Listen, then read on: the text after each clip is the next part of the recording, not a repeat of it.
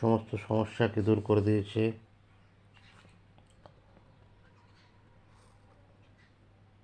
তো তাদের কাস্টমাররা আরও অনেক বেশি হেল্প চাইছিল, যেটা সম্মিলিত হতে পারত অন্তর্নিহিত ডাটা এবং বাইরের ডাটার মধ্যে। ডাটা সায়েন্সের মডেল তৈরি করে ইউজার কেসে ড্যাশবোর্ড তৈরি করার ক্ষেত্রে, এবং এই একই রকম আরও অনেক কিছু। এইটা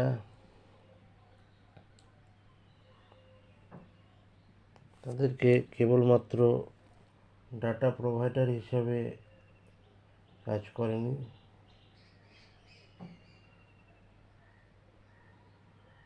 কিন্তু এন্ড ডাটা কনসালটেন্ট হিসেবেও কাজ করেছিল।